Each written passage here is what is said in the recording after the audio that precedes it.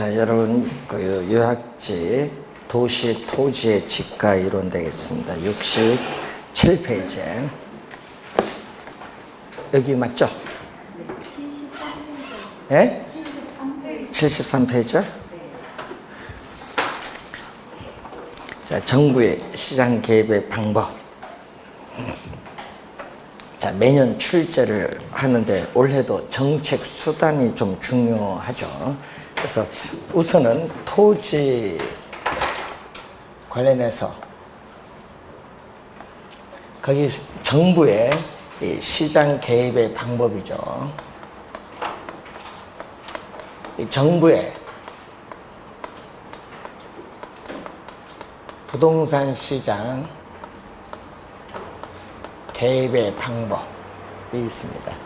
자, 이 정부의 시장 개입의 방법은 크게 둘로 나누는데, 정부가 이 부동산 시장에 직접 개입을 해서 우리는 수요자와 공급자의 역할을 적극적으로 수행을 하는 게 있겠고, 우리가 이 시장 기구의 골격, 틀을 유지하면서 시장의 기능을 통해서 정책의 목표를 달성하고자 하는 간접 개입이 있습니다. 자, 우선은 이 직접 개입과 간접 개입 출제를 많이 하고요. 어디 속해 있는가도 중요하고 그 안에 있는 정책 수단도 출제를 많이 합니다. 자, 그 중에서 우선 직접 개입, 간접 개입 우선 용어를 알아두는데, 우선은 간접 개입은 우리 뒤에서 배우는 세금, 취득세나 보유세, 처분의 양도소득세와 같은 세금을 부과하는 거고, 또 임대료에 대한 그 뭐를 지급하죠? 보조금 지급. 요거는 별로 어려운 건 아닌데 시험 문제 나오면 많이 틀리는 용어가 있어요. 이 개발이익 환수에 관한 법률에 의해서 이 개발 부담금을 우리 부과하는 건데, 또 우리 농지법에 의한 농지보전 부담금도 있어요. 하여튼 이 부담금 부과는요, 직접 개입이 아니라 무슨 개입? 간접 개입. 요거 시험 문제에 하여튼 많이 출제를 해요. 주의를 해두고, 또 토지 정보를 창출하고 제공해주는 행정상 지원도 있어요. 자, 행정상 지원도 있지만은 또 금융기관을 통해서 간접적으로 개입을 해요. 이 금융상 지원에서 대표적으로 뭐가 있어요? DTI, 총부채 상환 비율, LTV, 대부 비율, 담보 인정 비율, 대표적이죠. 네, 이런 지원이 우리가 있는 내용입니다. 자, 그래서 이 간접 개입이 또 있고, 또 바람직스럽지 못한, 자, 여러분이 이 바람직스럽지 못한 토지 이용 활동을 바람직한 방향으로 유도하기 위해서 우리는 법적 행정적 조치를 취해주는 게 토지 이용 규제입니다. 그럼 이 토지 이용 규제는 법적 행정적 조치를 취해주기 때문에 법적인 구속력이 있는데, 대표적으로 시험 문제 단골이 뭐죠? 올해도 출제가 또 예상되는 용어 중에 하나가 바로 뭐다? 지역지구제. 요 지역지구제는요, 또 시험 지문에 하여튼 자주 출제를 합니다. 뭐 작년에도 또 우선 출제를 또 지문 속에 했었죠. 자, 지역지구제가 나오면요, 뭐를 묻어요? 지역지구제를 실시하는 목적, 이게 지문에 또 많이 뜨죠. 이 토지 이용에 바람직스럽지 못하다. 이 바람직스럽지 못한 토지 이용 활동이 뭐죠? 마이너스. 시험 문제는 요걸 뭘로 출제하죠? 플러스로 출제하죠. 플러스. 예, 요걸 마이너스란 걸 항상 염두에 둬야 돼. 시험 문제는요, 이 정으로 출제를 많이 해요. 정이 아니라 이 부의 외부 효과를 뭐 하죠? 제거, 감소한다. 이 부의 외부 효과를 제거, 감소시킴으로써 사회적으로 보다 자원을 효율적으로 배분하기 위해서 지역지구제를 실시하는 목적이 있어요. 자, 우선 이 지문을 좀 많이 출제하고요. 또 지역지구제를 우리는 뭐다? 이 부의 외부 효과가 나오거든요. 이 부의 외부 효과를 사적 시장에서 효율적으로 해결하지 못하는 경우에 우리 용도 지역지구제를 통해서 정부가 해결하고자 하는 정책적 수단을 말합니다. 그래서 지역지구제에 요걸 있고 또 가끔 또 시험 지문에 나오는 게 문제점이 또 나와요. 문제점. 이 지역지구제의 문제점을 74페이지에 보시면은 뭐 대표적으로 문제가 많은데 여러분이 개발이 억압되는 지역은 말 그대로 지가가 하락을 하고요. 그렇지 않은 지역, 개발이 가능한 지역은 지가가 상승하면서 지가에 있어서 형평성 문제가 발생할 수 있어요. 또 지역지구제가 엄격하게 적용되는 경우가 있어요. 엄격하게 적용되는 지역에서는 어떻게 돼요? 이 택지 공급에 제한을 가져오기 때문에 토지 소유자에 의한 불법적인 우리 개발과 이용을 조장, 촉진시킬 수 있는 문제점을 또 가지고 있어요. 자, 우리나라는 가장 큰 문제점이요. 지역의 특성과 기능에 맞는 지역지구제를 실시하는 것이 아니라 우리는 전국토를 획일적으로 용도를 지정을 했다는 거. 획일적으로 용도를 지정했고 또 사회적, 경제적 여건에 맞춰 신축적으로 지역지구제를 변경하기가 어렵습니다. 이 말은 뭐죠? 지역지구제가 지나치게 경직적이다라는 그러한 단점을 또 가지고 있습니다. 그래서 문제점이 가끔 우리가 지문에 출제를 또 한 내용이 거기에 나와 있습니다. 자, 그리고 토지, 은행제도, 비축제도는 최근 3년 연속 나오고 있는데 무슨 수다? 직접 개입, 토지, 비축제도 또는 토지, 은행제도가 나오는데 직접 개입이죠. 그래서 여러분 토지, 우리가 수용이라든지 또 대규모 개발 사업에 활용되는 우리는 공영개발 이런 건 다 직접 개입인데 자 우선은 토지 비축제도는 몇 년? 2009년 2월. 여러분 2009년도니까 지금으로부터 10년 약간 넘었네요. 그래서 2009년 2월 임시국회에서 공공토지의 비축에 관한 법률에 나오는 거죠. 그래서 이 공공토지에 있어서의 이 비축에 관한 법률. 여러분 법 이런 용어도 좀 알아야 돼요. 왜냐면 가끔 연결시키니까. 공공토지의 비축에 관한 법률에서 우리나라도 토지를 현재 비축하고 있다. 현재. 자, 그래서 누가 하고 있다? 우리나라에서는 LH. 여러분, 지방자치단체에서 하는 것이 아니라 한국토지주택공사에서 토지의 비축 업무를 법적으로 부여받아 현재 수행하고 있다. 요 지문 올해 작년 출제했어요. 또. 그러니까 여러분이 우리가 가끔 이제 가볍게 얘기하는 게 가끔 시험 문제 튀어나올 수도 있어요. 그래서 이 토지 비축을 하는데 우리는 토지 시장의 안정을 위해서 수요 공급 조절용, 자 수요 공급 조절용으로 또는 뭘로 우리는 공공개발용, 여러분 수요 공급 조절용 또는 공공개발용 두 가지 목적하에 뭐를 하고 있다? 토지를 비축을 하고 있다라는 거. 자, 그래서 시험 문제는요, 장단점은요, 17회 시험 한 번 출제했고요. 시험 문제는 항상 뭐를 출제하고 있다? 우리는 개념. 작년 시험에도 뭐를 출제했다? 개념. 그래서 올해도 뭐가 중요하다? 이 개념이 또 중요합니다. 이 개념 정확히 알아둬야 되는데, 현재가 아니라 이 비축은 항상 뭐를 위해서? 미래를 위해서 비축하는 거죠. 미래. 그러니까 현재의 용도가 아니라 무슨 거? 미래의 용도를 위해서 미개발된 토지를 어떻게 돼? 대량으로 저렴하게 매입을 하죠.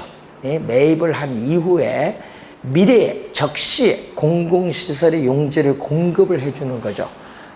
또는 민간에게 비싼 가격으로 매각 또는 임대하는 제도를 말합니다. 그래서 이 공공개발사업의 원활한 용지 확보를 위해서 도입된 제도가 쉽게 얘기하면 토지 비축 제도라는 것. 자, 비축을 해서 우리가 미래에 개발을 하기 때문에 문제는 개인에 의한 무질서하고 무계획적인 개발을 방지할 수 있어요. 그래서 도시계획 목표 달성에 기여할 수 있는 장점이 나와 있고요. 또 저렴하게 토지를 대량으로 매입을 해서 민간에게 비싼 가격으로 매각 임대를 하기 때문에 이 개발 이익을 사회적으로 환수할 수 있는 장점이 있어요. 개발 이익 환수, 그리고 적시에 공공시설의 용지도 공급하고 또 토지를 양도하겠다는 의사표시를 전제로 한다는 장점은 있습니다. 강제 수용이 아니란 얘기죠. 그리고 단점은 뭐가 단점이냐? 투기 방지 대책이 없이 토지를 대량으로 매입을 할 경우에는 토지 가격, 지가를 앙등시킬 우려가 있다는 문제점이 있어요.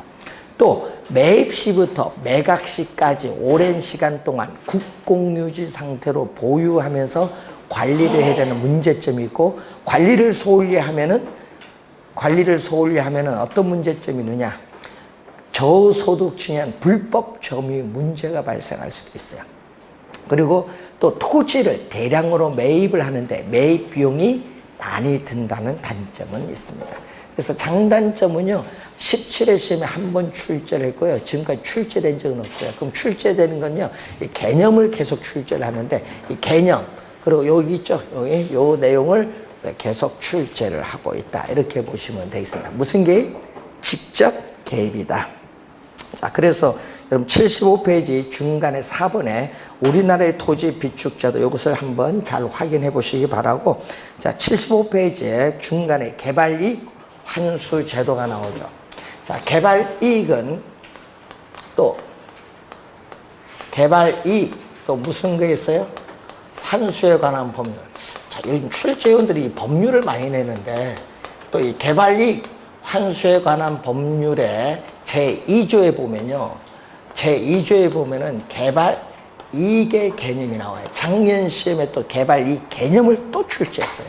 개발이익. 자, 이 개발이익 개념이 거기 나와 있습니다. 개발 사업의 시행이나 이 토지 이용 계획의 변경, 그 밖에 사회적, 경제적 요인에 따라 정상지가 상승분 밑줄. 여러분 작년에는 뭘로 출제한 줄 아세요? 작년 시험에는요, 물가 상승분으로 출제한 거예요. 물가 상승분이 아니라 뭐죠? 정상지가 상승분. 나중에 여기 있다 보면요, 어디가 틀리는지를 못 찾아내. 예? 정상지가 상승분을 초과하여 개발 이 사업 시행하는 자나 토지 소유자에게 귀속하는 토지 가액의 증가분을 뭐라고 한다? 개발이익. 그 개발이익은 쉽게 얘기하면 불로소득이다. 이렇게 생각을 하시면 돼. 불로소득. 불로소득적 이익이다. 이렇게 쉽게 생각하면 되겠습니다. 그러면 개발이익은 아까 얘기했죠. 불로소득적 이익이기 때문에 정부는 이 불로소득적 이익을 뭐 해줘야 돼? 환수를 해야겠죠. 그러면 또 개발이익을 환수를 하는데 무슨 방법이 있어요? 예? 과세적 방법. 세금을 부과해서 환수하는 방법이 있고, 또 비과세적 방법. 세금 이외의 방법을 통해서 이 개발이익을 환수를 합니다. 개발이익은 불로소득적 이익이기 때문에 환수는 두 가지 방법에서 하는데, 이 과세적 방법, 예를 들면요, 세금 부과하는 건 대표적으로, 자, 지목을 전에서 대로 바뀌면 가치가 오르죠. 그럼 세금 부과해야 돼. 그러니까 토지의 형질 변경 허가에 따르는 간주 취득세를 부과를 한다든지, 또는 토지 거래 시에 뭐 한다? 지가 상승분에 대해서 뭐를 부과하죠? 양도소득세를 중과함으로써 개발이익을 환수합니다. 이건 무슨 것 통해서? 과세적 방법이에요. 그럼 비과세적 방법에서 시험 문제에 아까 우리 뭐가 있죠?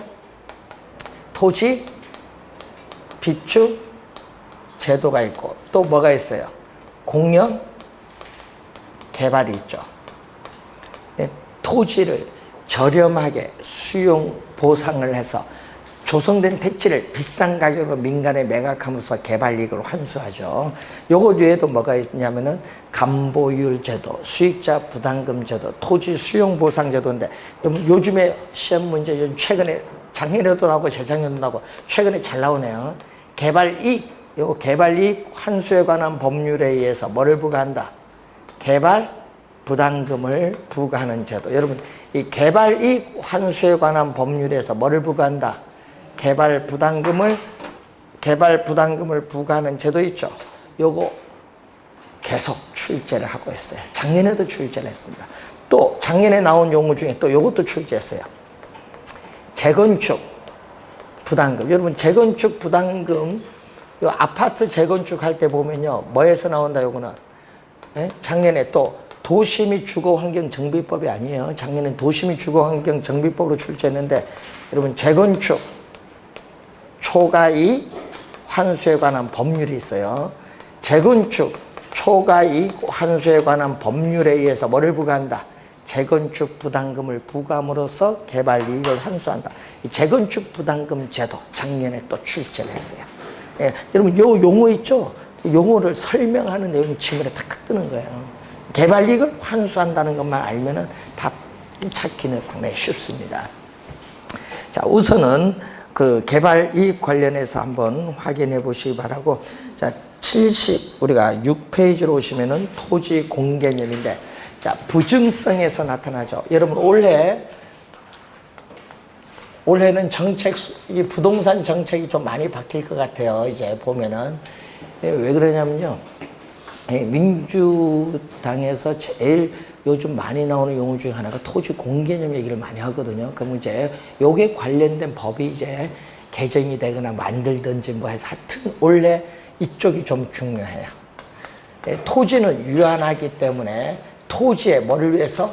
사회성, 공공성을 위해서 토지의 뭐를 강조한다? 토지의 공익성을 강조하는 거죠. 자, 우리나라 토지 공개념에 관한 법률은 없습니다. 토지 공개념에 관한 법률이 없고 토지 공개념을 위한 법 2가지가 지금 남아있어요. 뭐가 있냐 그러면 개발이익 환수에 관한 법률 하나 하고요. 또 부동산 가격 공시에 관한 법률 2가지만 남아있어요. 그럼 원래는 4개 있는데 2개는 폐지됐어요. 이 폐지된 게 또 계속 출제되고 있어요. 작년, 재작년, 2년 연속 나온 게 택지 소유 상한에 관한 법률이란 택지 소유 상한제가 하나 있고 토지 초과 이득세법에 따른 토지 초과 이득세 2가지는 위헌 판결로 폐지됐어요. 근데 요걸 알아야 돼요. 요 내용을 지금 작년, 재작년 계속 출제하고 있어요. 토지 공개념 관련해서 계속 출제를 한다 이런 얘기인데, 그래서 그러면은 거기에 보시면은 토지 공개념을 위한 정책 수단에서 거기에 거래에 관한 정책 수단이 중요해요. 자, 부동산 등기 특별조치법에 의한 거민계약서 제도가 있고 부동산 거래 신고 등에 관한 법률 2가지가 있거든요. 이 실거래가, 이런 부동산 실거래가 신고제와 토지 거래 계약 허가제가 있어. 요거 시험 지문에 자주 나와요. 2년 전에도 실거래가 신고제 출제했었죠. 자, 그거 나오고 거기 보시면은 농지법에 의한 농지취득 자격 증명제가 있고 또 소득세법에 의한 투기지역, 지정지역을 지정해서 양도소득세를 실거래가로 부과하는데 요거는 좀 봐야 돼요. 요거는 왜냐면 요거 지금 폐지를 하려고 하고 있어요. 투기지역은. 그러니까 요건 좀 봐야 되겠고, 그리고 주택법에 의해서 투기과열지, 요건 작년에도 출제했어요. 주택법에 의한 투기과열지구를 지정하면은 분양권 전매 제한 조치를 취할 수 있다. 예. 그래서 여러분 우리 동네 우리 어제 보니까 아는 분 보고 또 상담을 했는데, 예? 아는 분이 무슨 26평 아파트 그 빨리 오거나 뭐 하러 가는데, 야, 10만 명이 모였대. 예? 단 두 채 하는. 대단하신 분들이 많아요. 예? 인터넷 그 서버 다운도 안 되는가 모르겠네. 그래서 요즘에 보니까 이제 뭐가 이런 게 있냐 하면요, 이 규제를 많이 하다 보니까 가격이 어떻게 돼요? 법적으로 왜곡이 많이 되다 보니까, 실제 거래 가격 왜곡 많이 되다 보니까 분양가가 싼 지역은 이렇게 사람이 많이 모이는 거예요. 보면은. 자, 하여튼 그것도 좀 문제가 있는 것 같아요. 그게 제일 많이 나옵니다. 꼭 명심해 두셔야 되겠고, 자, 개발권 양도 제도는 요 개념에서 또 많이 나오죠. 여러분, 토지 이용 규제의 또 수단. 자, 토지 이용 규제의 수단에서 개발권 양도 제도를 뭐라고 하죠? TDR인데, 요거는 뭐죠? 법적으로, 우리나라에서는 법적으로 현재 시행되고 있지 않다. 요것만 벌써 3번 출제했어요. 개발권 양도에 관한 법률이 없어요. 그러니까 우리나라에서는 법적으로 시행되고 있지 않다. 이것만 해도 3번 출제. 자, 그리고 개념. 최근에 또 개념을 많이 묻는데, 개념을 많이 묻는다는 거 최근에. 자, 여러분이 개발이 가능한 적, 여러분 토지 이용 규제가 극심한 적 하면 우리나라는 어디가 돼요? 대표적으로 토지 이용 규제가 극심한 적인 우리나라는 개발 제한구역에 해당될 텐데, 그럼 이러한 토지 이용 규제가 극심한 지역에서 개발 가능 지역과 보전 지역으로 이렇게 나눠요. 보전 지역은 말 그대로 보전을 해야 되기 때문에 이거는 개발을 못 한다. 예? 그래서 이 보전 지역의 토지 소유자는 개발 못 하니까 여기는 개발 제한에 따르는 의도하지 않은 우발적인 손실을 입게 돼. 손실. 그러면 개발 가능한 지역은 개발이 이루어지기 때문에 토지 소유자는 또 개발에 따르는 또 의도하지 않은 우발적인 이익을 얻기 때문에 양 지역의 토지 소유자 간의 형평성에 문제가 발생하잖아요. 그러면은 이 보전적인 개발이 되지 않기 때문에 이 소유권으로부터 뭐를 분리한다? 개발권을 분리한다. 이 소유권으로부터 이 개발권을 뭐 한다? 분리한다. 개발권을 분리를 해요. 네? 자, 그래서 분리를 했죠. 그래서 이 개발권은 개발을 못하기 때문에 필요가 없으니까 이 개발권을 누구에게 우리는 필요가 없으니까 시장을 통해서 개발 가능 지역의 법정 허용 용적률 이상 개발을 원하는 토지 소유자에게 매각, 양도함으로써 우발적인 손실에 대한 보상을 받는 제도를 뭐라고 한다? TDR. 이 개념을 계속 출제하는 거예요. 시험 우리 정책에서는 계속 이 개념을 TDR의 개념을 계속 출제를 하죠. 양 지역의 토지 소유자 간의 형평성의 문제를 완화시켜 주기 위한 제도를 말한다. 개념입니다. 항상 개념 잘 봐두셔야 됩니다.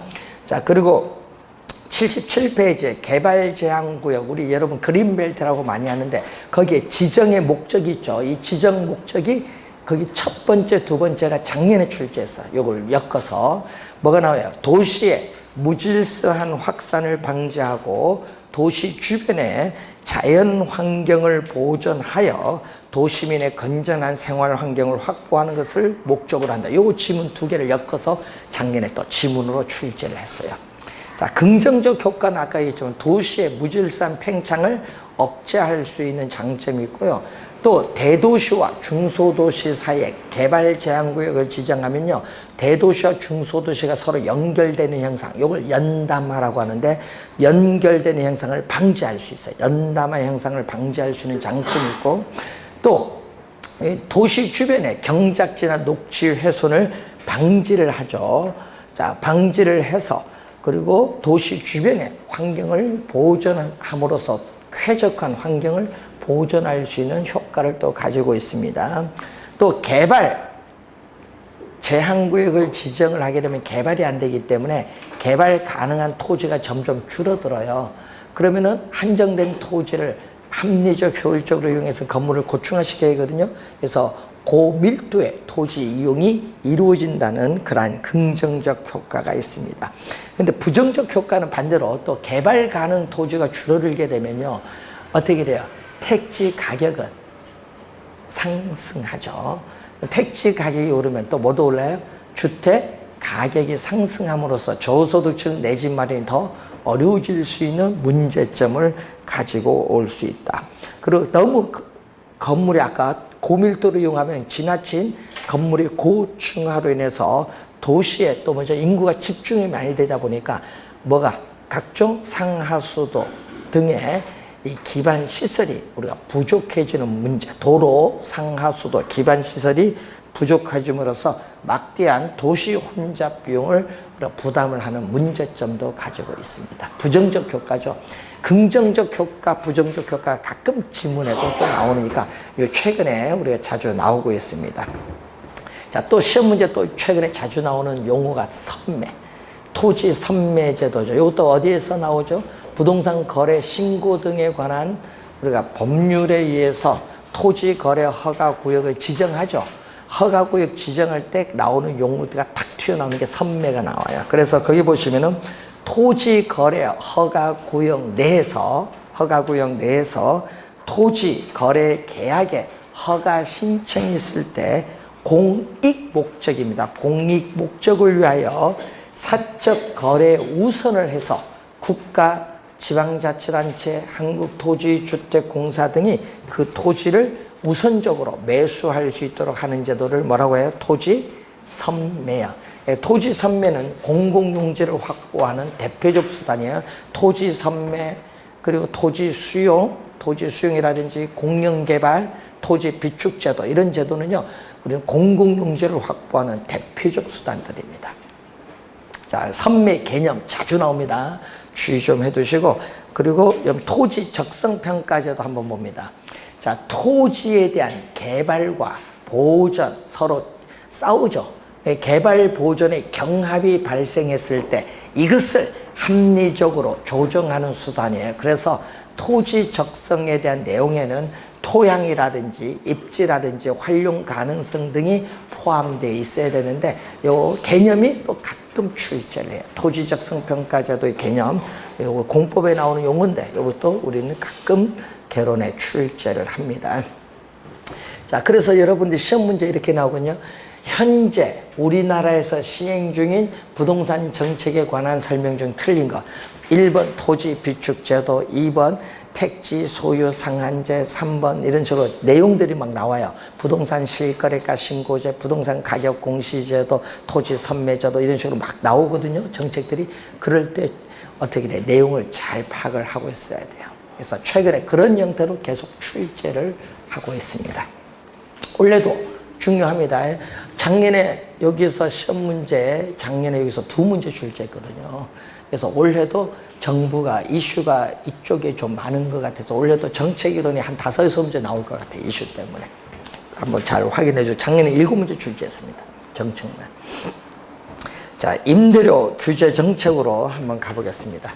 자, 저소득층의 주거 안정을 위한 우리가 복지제도죠. 그래서 대표적으로 임대료 규제 정책, 임대료 보조 정책, 공공주택인데 올해 시험은 임대료 규제가 상당히 중요합니다. 왜? 정답은 임대료 규제에서 물을 가능성이 많습니다. 자, 가격 통제는 최고 가격제와 최저 가격제가 있는데 이 최고 가격제는 임대료 규제. 임대료 규제를 임대료 상한제, 임대료 한도제라고 하고 또 분양가 규제도 뭐죠? 분양가 상한제라고 하죠. 이 두 가지. 작년에는 이쪽에서 출제했기도 올해는 어디가 중요하다?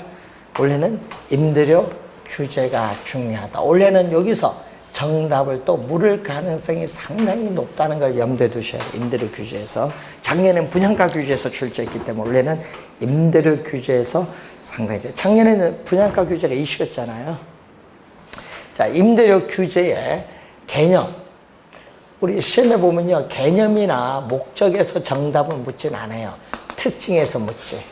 자, 임대료 규제의 목적은 뭐죠? 저소득 임차인의 임대료 부담을 뭐 해준 거? 낮춰주는 것을 목적으로 해요. 그래서 목적으로 하는데, 그럼 개념을 보면은 단기에는 임대주택 공급은, 하여튼 부동산은 단기에는 공급은 뭐가 됐어요? 고정돼 있다. 단기에는 공급이 고정돼 있다. 근데 장기는 공급이 변하니까 뭐가 돼요? 우상향한다라는 걸 알면.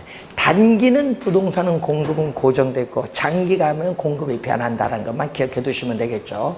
자, 그러면은 단기는 임대차 계약 기간이 있기 때문에 임차인이 계약 기간이 끝나기 전까지는 이동하기가 어려워요. 이동하기 어렵다는 건 비탄력적이고, 장기로 가면요 계약 기간이 끝나면 이동할 수 있기 때문에 단기보다는 기울기가 완만한 뭐가 돼요? 탄력적이 돼요. 자, 이런 상태에서 수요와 공급이 만나는 점이 바로 뭐가 돼요?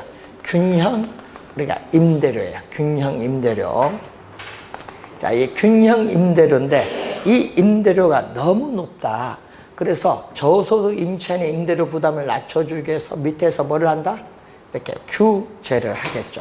자, 그럼 이게 시장에서의 이 균형 임대료가 예를 들어서 뭐 60만 원이다. 이게 너무 높으니까 얼마? 30만 원으로 규제를 하는 거예요. 여기 60만 원이면 30만 원을 규제한다. 그러니까 여러분이 이 30만 원이 법이 허용하는 범위 내에서 받을 수 있는 최고 임대료죠. 그래서 법에 정한 임대료의 한도를 넘지 못하도록 하는 제도가 임대료 규제 개념이죠. 자, 그러면은 이 빨간 선이 법이 허용하는 범위 내에서 받을 수 있는 최고의 가격이라는 의미에서 뭐가 붙었어요? 최고라는 명칭 붙었어요. 법이 허용하는 범위 내에서 받을 수 있는 최고의 가격. 이것은 임대료의 또 뭐죠? 상한선. 임대료의 상한선이라고 해서 또 뭐라고 한다? 상한 가격이라고 해. 자, 시험 문제 주의할 것은요, 항상 최저로 출제를 많이 하고요, 균형보다 밑에 있기 때문에 또 하한 가격으로 출제를 많이 한다는 거 주의해야 됩니다. 시험에 나올 때 함정에 걸려 들어갑니다. 자, 그러면은 공급은 어떻게 돼요? 고정이 되어 있어요.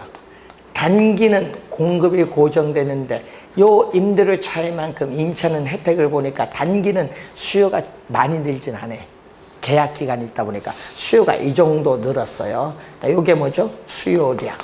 그러면은 수요량이 공급량보다 큰 것을 전문용어로 우리는 뭐라고 얘기하냐면은 초과 수요. 여러분 3년 전에 요거 과잉 공급으로 출제했어요. 과잉 공급이 아니라 뭐다? 초과 수요가 발생한다. 여러분 시험 문제는 우리 초과 공급으로 많이 내거든요. 초과 공급이 아니라 초과 수요가 발생한다.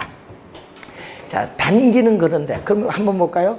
균형 임대료와 거래량 곱한 요 흰 부분 빗금친 면적이 규제를 하기 전에 임대업자의 총 수입이에요. 그럼 규제를 하면은 요 임대료밖에 못 받으니까 요 빨간 부분이 뭐다? 총 수입. 그러면 여기서 간단히 규제를 하면 임대업자의 총 수입은 뭐 한다? 감소한다. 그럼 정부의 임대소득세 수입도 감소하죠. 세금도 적어지지. 그런데 요 부분, 노란 부분이 있어요. 이 노란 부분은 원래 임대인이 받아야 되는데 못 받는 거예요. 노란 부분은 임대인이 받아야 되는데 규제로 인해서 못 받는 거. 그럼 이 노란 부분이 즉 임대인의 소득 일부인 이 노란 부분이 규제로 인해서 누구에게? 임차인에게 소득이 100% 재분배돼. 소득이 100% 재분배되는 효과가 있다. 그럼 시험 문제 임대료 규제는 소득 재분배 효과가 있다 하면은 맞아요, 틀려요? 맞죠? 근데 그 또 어디서 나온 용어인지 모르면 큰일 납니다. 예? 여기서 나온 거지. 그런데 소득 재분배 효과가 있는데 공급은 변화가 없기 때문에 단기에는 임대료 규제 효과가 충분히 발휘된다고 볼 수 있다. 단기에는. 그것도 한번 정답으로 몰았어요. 단기. 그래서 정치권에서는 단기적 효과만 보고 표가 있으니까 요거 해결하려고 하는데 장기로 가면 뭐가 있다? 부작용이 많기 때문에 정부의 정책 관료들은 반대를 하는 거예요. 반대. 그래서 최근에 임대료 규제 중에 대표적인 요즘 전월세 규제 정부가 하려고 하고 있거든요. 전월세 규제를 정부가 직접 개입이잖아요. 정부가 부동산 시장에 직접 개입을 해서 하려고 했어요. 지금까지는 뭐 갖고 규제를 하고 있어요? 임대료 상승률을 5% 보면서 우리 법에서 규제했죠. 어디서? 주택 임대차 보호법에 의해서 규제를 하고 있는데 이제 그렇게 법을 통해서 규제를 하지 않고 정부가 부동산 시장에 뭐 한다? 부동산 시장에 뭐 해요? 직접 개입을 하겠다. 법을 통해서 규제를 하는 것이 아니라 직접 부동산 시장을 통해서 개입을 하겠다. 이걸 지금 하는 거예요. 그러니까 주의해야 돼요. 우리나라는 현재 주택임대차보호법을 통해서 임대료 상승률을 어떻게 5%를 넘지 못하도록 뭐 하고 있다? 규제하고 있습니다. 법을 통해서는 규제하고 있는데 정부가 직접 규제 개입은 안 하고 있어요. 근데 이걸 하겠다 하니까 지금 관리들이 반대를 하는 거지. 왜? 나중에 부작용이 심각하다는 거죠. 부작용이 왜 심각하냐? 미국 뉴욕만 봐도 알죠. 뉴욕에 지금까지 임대료 규제를 하고 있는데 이 슬럼가가 70%예요. 그러다 보니까 이 주거 환경이 많이 악화돼서 문제가 돼요. 그러면은 요만큼 임대는 손해를 보니까 임대주택의 자금 투자를 기피하고 기존의 임대주택도 비용을 투입을 해서 자가주택으로 개조해서 팔아버려. 임대주택 안 하겠다. 팔아버려. 그러면 장기적으로는 임대주택 공급량은 뭐 한다? 감소해. 그럼 주의해야 됩니다. 장기적으로는 임대주택 공급량은 뭐 한다? 감소한다. 요거 주의해야 돼. 증가로 또 많이 내요. 임대주택 공급량은 장기적으로 줄어들어요. 그런데 싸니까 임차인들은 임대주택에 대한 뭐를? 수요량은 증가를 이렇게 많이 시켜요. 수요량은 이만큼이에요. 사회에서 필요한 양은 이만큼인데 실제 공급은 이 정도밖에 안 되니까 이 크기만큼의 뭐가 발생하죠? 초과 수요가 발생하지. 그럼 단기보다 장기로 갈수록 초과 수요는 더 많아지죠. 초과 수요가 많아진 만큼 임대주택은 부족해요. 그렇기 때문에 임대주택은 부족하다는 것은 그만큼 저소득 임차인의 임대주택 구하기가 이전보다 더 어려워진다 이 말이에요. 그러니까 이게 장기로 가면요 임차인이 더 좋을 것 같지만 그렇지 않아요. 왜? 또 보면은 여기 있어요. 요 공급은 적다 보니까 초과 수요자들의 경쟁을 벌여. 그러다 보니까 어떻게 돼요? 수요 곡선과 만나는 점, 암 시장이 형성되면서 암 시장에서 이만큼 임대료를 기꺼이 지불할 용의가 있는 거예요. 오히려 장기로 하니까 시장의 균형 임대료가 더 높아버려요. 부작용이 있지. 그래서 신규 임차인들은 암 시장에서 높은 임대를 내고 기존 임차인은 규제 임대를 내기 때문에 신규 임차인과 기존 임차인 사이의 소득 분배의 불균형이 장기로 갈수록 심화가 돼. 임차인끼리 심화가 돼버려요. 문제가 있다는 얘기죠. 그리고 임대료가 두 개 있죠. 요거 두 개. 장기는 임대료에 대한 또 뭐가 형성되죠? 이중 가격이 형성돼요. 여러분 가격을 통제하면요. 가격을 통제하면은 가격 기능에 왜곡을 주거든요. 하여튼 여러분 가격 기능이 왜곡이 되면은 뭐다? 자원은 비효율적으로 배분이 이루어진다. 자, 가격 기능이 왜곡이 되면 시장에서 자원은 비효율적으로 배분이 이루어져요. 자, 그걸 항상 염두에 좀 두시면 되겠고, 그리고 여러분 임대인은 손해를 보니까 임대주택을 유지 보수하는 비용을 지출하지 않습니다. 그러다 보니까 어떻게 돼요? 우리는 임차인들에 있어서의 어떻게 돼? 임대주택 질적 수준은 떨어져요. 저하되고 또 주거 환경은 악화돼요. 또 기존 임차인들은 다른 지역으로 이사를 가려면 암시장에서 높은 임대를 내니까 못 가요. 이 기존 임차인들 이동을 못 하니까 이주 기피 형상으로 인해서 주거 이동이 뭔가 떨어져 저하된다는 또 문제점을 가져옵니다. 하여튼 여러 가지 문제점이 장기로 보면 상당히 많습니다.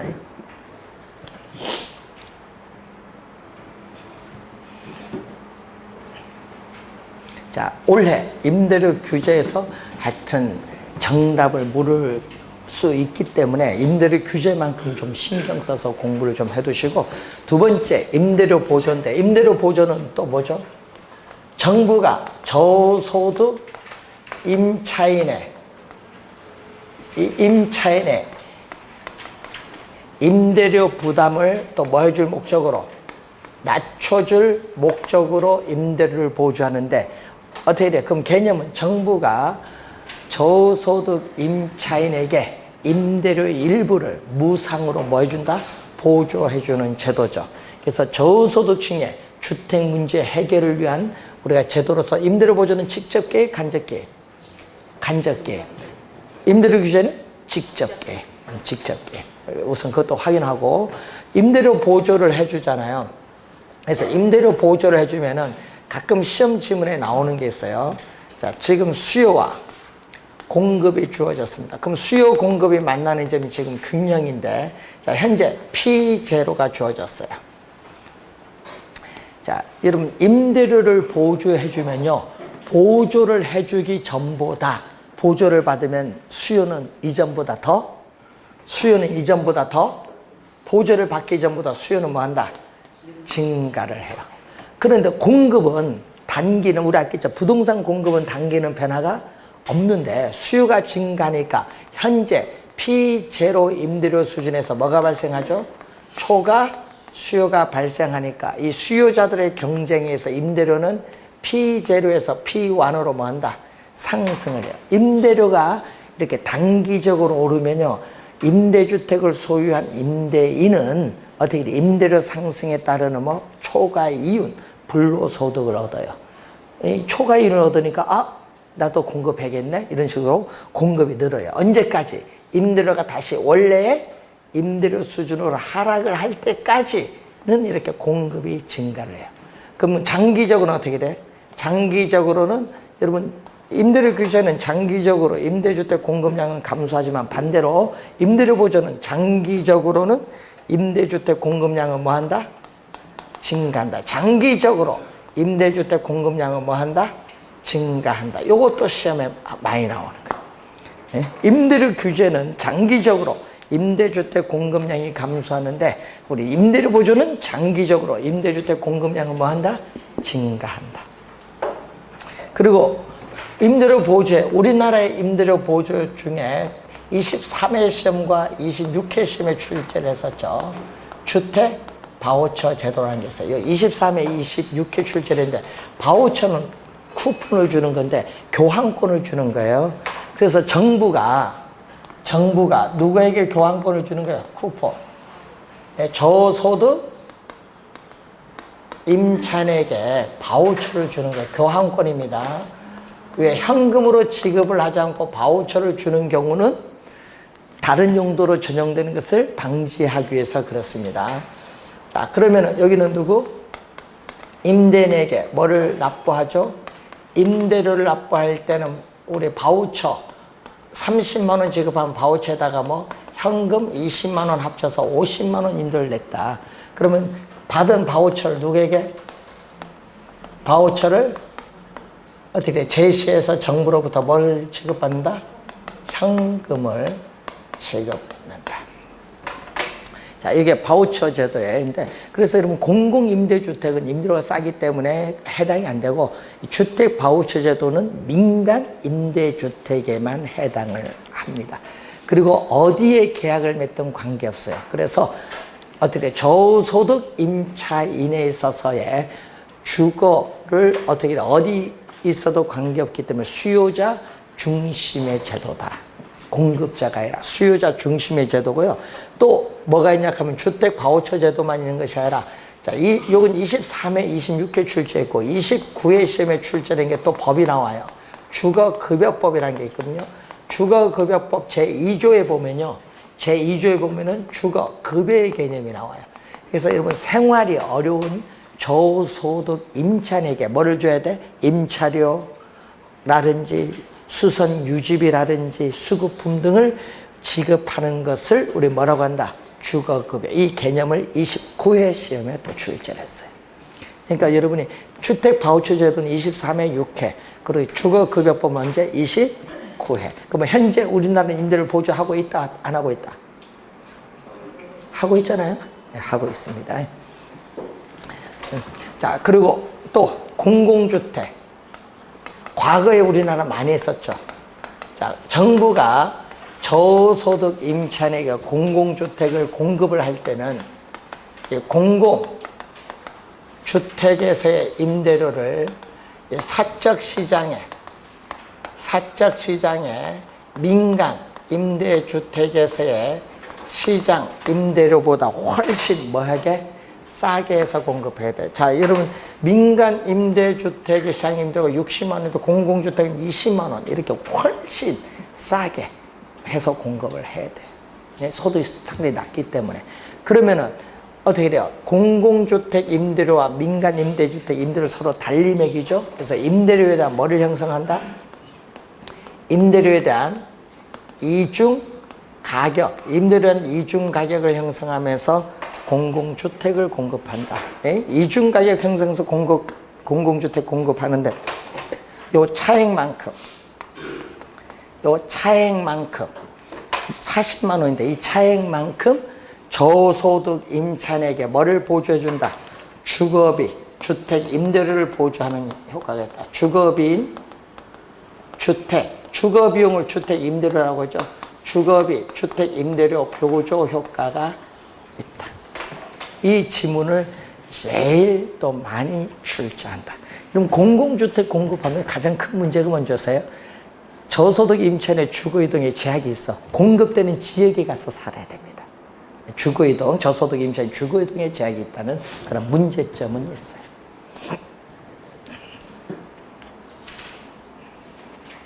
자, 여러분 교재에 80페이지와 81페이지에 나오는 거기 민간 임대주택에 관한 특별법상의 용어 있고 공공주택 특별법상의 용어인데 용어를 우선 좀 주의해 두시고요. 자, 80페이지에 거기 4번에 공공지원 민간 임대주택 개념이 나와 있고 그리고 81페이지에 장기 일반 민간 임대주택, 단기 민간 임대주택인데 장기는 몇 년? 8년. 단기는 몇 년? 4년. 좀 주의 좀 해 두셔야 되겠습니다. 그리고 여러분 공공주택은 국가나 지방자치단체의 재정이나 주택도시기금법에 따른 주택도시기금의 자금을 지원받아서 공급을 합니다. 그러니까 어떻게 한번 이렇게 나왔죠. 외부 재원의 조달 없이 자체 자금으로 건설한다 이렇게 출제했어요. 외부 재원 조달 있어요 없어요? 네, 있다는 거 공공주택은. 자, 그런 걸 염두에 좀 두시기 바라고. 자, 거기 여러분 82페이지 보시면은 거기에 기존주택 매 임대주택 우에 6번, 7번 기존주택 전세 우리가 임대주택인데 거기에 그 중간에 6번, 7번 보면 6번에 볼까요? 국민기초생활보장법에 따른 수급자 등 저소득층과 청년 및 신혼부부들에게 공급하는 공공임대주택입니다. 자, 그 앞에 위에는 기존주택 매입을 할 때는 이건 매입을 하는 거고 기존주택 전세는요 매입을 하는 것이 아니라 이건 임차를 하는 거예요. 기존주택을 임차하여 또 국민기초생활보장법에 따른 수급자 등 저소득층과 청년 및 신혼 부부들에게 전대 다시 빌려주는 거예요. 임차해서 다시 빌려주는 거예요. 전대하는 우리가 공공임대주택인데 여러분 지금 국민기초생활보장법에 따른 이렇게 나오잖아요. 요 뒤에 부분이 올해 개정이 된 거예요. 지금 여러분 개정된 게 나와 있습니다. 요약집은 지금 개정을 해놨어요, 제가. 네, 바뀌었어요. 범위를 더 넓혔다는 얘기예요. 뭐 청년, 신혼부부 더 넓힌 겁니다.